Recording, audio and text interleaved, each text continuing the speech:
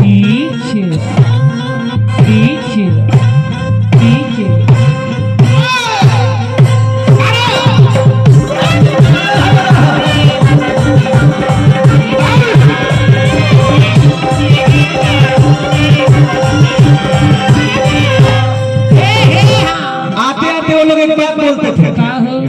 लोग क्या कहे कि आज जिन शुक्रगुजार है हमें इस पलामू के पावन पवित्र धरती पे बुलवाया है। हाँ जी, साउंड लगवाया है। ये हम नहीं कहते लौंडावा कहा हमारे जितेंद्र भैया हमारी के हो मने मने हम कलाकारी करते तो लौंडा हो गए। अच्छा तू कहल ठीक है बा बीच में तार हिसाब हो ए बाबा कह सके जितेंद्र पासवान जी को लह लह दिल से, हमारी भाभी जी को तह तह दिल से, छोटे छोटे दिल से, कोमल कोमल दिल से, शरीर के कोनो अंग ना तो पैसा जानता ना छोटे छोटे दिल से हाय हाय हाय शुक्रिया अदा करते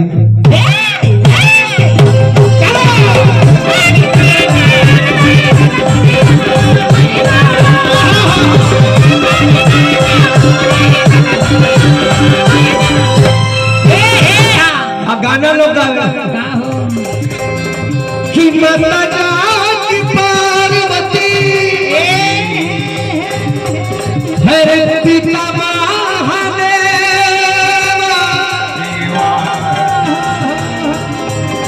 लड्डू भोग लगे सुन कर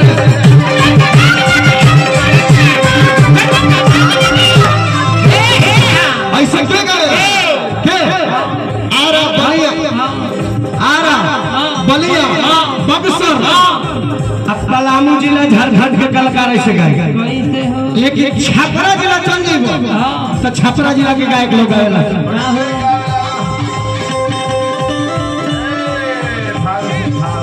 छपरा जिला गाएगा छपरा जिला हो अरे माता जगी पार्वती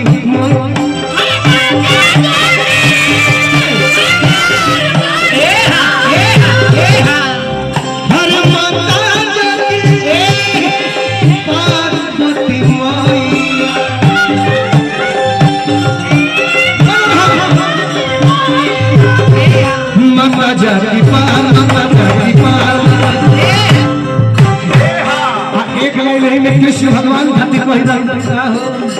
कैसे कि सुमिरन के समय अब खत्म हो गया, अब भजन जब बन पड़ तुरंत मुरली में छेड़ लगा नवा मुरली में छेड़ लगा नवा बनवा में नंद किशोर कि मुरली में छेड़ लगा नवा बनवा में नंद किशोर बंसी बजैया कन्हैया चोर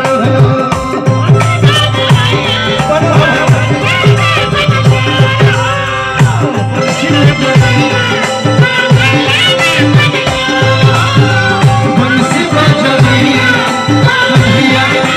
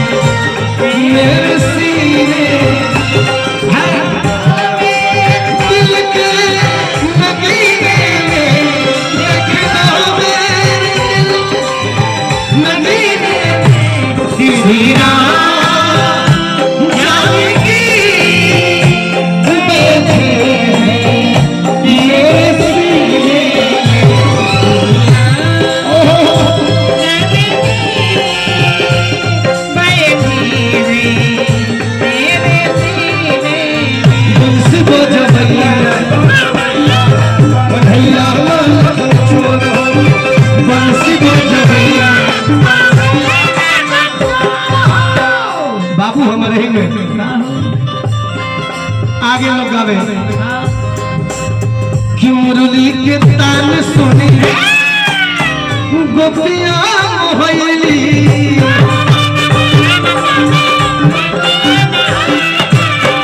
मुरली के तान सुनी गोपिया मोहली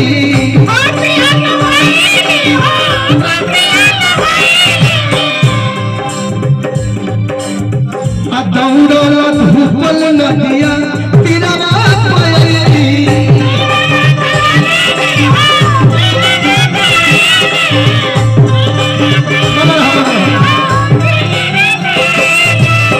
कि मुरली के तान सुनी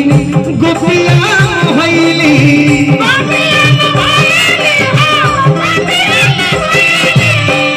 दौड़ल धूपल गंगा